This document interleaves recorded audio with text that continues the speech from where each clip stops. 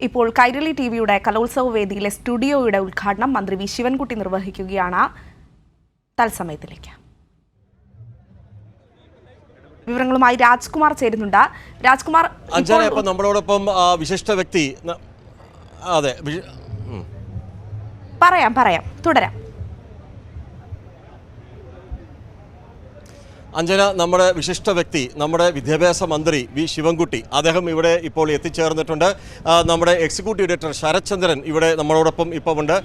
ഇനി അദ്ദേഹം സാർ, നമുക്ക് ഈ ഇപ്പോൾ 62ാമത് സ്കൂൾ കലോത്സവം അത് ഏറ്റവും ഭംഗിയായി നടക്കുന്നു. അങ്ങ് കഴിഞ്ഞ തവണയും ഇക്കുറിയും വളരെ ഗംഭീരമായി ഇത് നടത്തിക്കൊണ്ടു പോകുന്നു. സംഘാടനം മികവുറ്റതാണ്. Naushad MLA please. നമ്മുടെ ഇരവിപുരം MLA നൗഷാദ്, അദ്ദേഹവും ഇപ്പോൾ നമ്മളോടൊപ്പം ചേരുന്നു. ഇതിപ്പോൾ നമ്മൾ ഇനി എക്സിക്യൂട്ടീവ് എഡിറ്ററിലേക്ക് നമ്മുടെ ഈ മൈക്ക് കൈമാറുകയാണ്. അല്ല, അധികം തിരക്ക്, ഒരുപാട് ചടങ്ങുകളൊന്നുമില്ല. നല്ല തിരക്കുകൾക്കിടയിലാണ് മന്ത്രിയും അതുപോലെ തന്നെ MLAയും ഉള്ളത്. കൊല്ലം അങ്ങനെ സജീവമാവുകയാണ്. ഇനി മുതൽ കലാരാപ്പകലുകളാണ് നമ്മുടെ മുമ്പിൽ. മികച്ച സംഘാടനത്തിൻ്റെ ഒരു അനുഭവത്തിലൂടെ പോകാൻ പോകും. നമ്മളോട് രണ്ട് വാക്ക് വിദ്യാഭ്യാസ മന്ത്രി ആദ്യമൊന്ന് സംസാരിക്കട്ടെ. കൊല്ലം സംഘാടനം കാത്തിരിക്കേണ്ടതൊരു നല്ല കലോത്സവത്തിനാണോ മിനിസ്റ്റർ? 15 വർഷത്തിന് ശേഷമാണ് കൊല്ലത്ത് ഇത്തരത്തിലൊരു കലോത്സവം നടക്കുന്നത്. 62ാമത് ഉത്സവം ഏറ്റവും കുറ്റമറ്റതാക്കുന്നതിന് വേണ്ടിയുള്ള പ്രവർത്തനങ്ങളാണ് നടന്നുകൊണ്ടിരിക്കുന്നത്.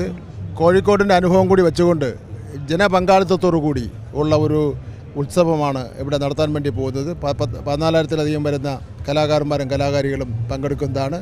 പരാതിരഹിതമായിട്ടുള്ള ഒരു പരിഭവങ്ങളില്ലാത്ത ഒരു മത്സരമായി നടത്തുവാനാണ് തീരുമാനിച്ചിട്ടുള്ളത്.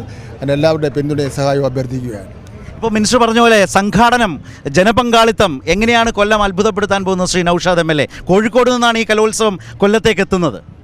കോഴിക്കോട്ട് നിന്ന് കൊല്ലത്തേക്ക് എത്തുമ്പോൾ ഇവിടെ സംഘാടക സമിതി രൂപീകരണ സമയം മുതൽ മന്ത്രിമാരും വിദ്യാഭ്യാസ വകുപ്പിൻ്റെ ഉന്നത ഉദ്യോഗസ്ഥരും, വിശിഷ്യ നമ്മുടെ വിദ്യാഭ്യാസ വകുപ്പ് മന്ത്രി ഉൾപ്പെടെ കോഴിക്കോട് വളരെ അച്ചടക്കത്തോടു കൂടി സമയബന്ധിതമായി തീർക്കാൻ കഴിഞ്ഞു എന്ന് പല ആവർത്തി പറഞ്ഞിട്ടുണ്ട്.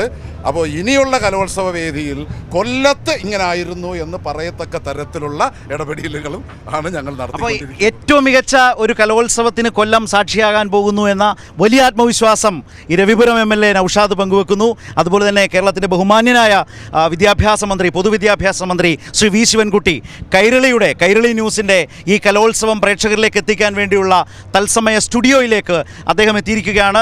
ഈ നാടമുറിച്ച് ഈ സ്റ്റുഡിയോ ഉദ്ഘാടനം ചെയ്യുകയാണ് കേരളത്തിൻ്റെ പ്രിയങ്കരനായ പൊതുവിദ്യാഭ്യാസ മന്ത്രി ശ്രീ വി ശിവൻകുട്ടി.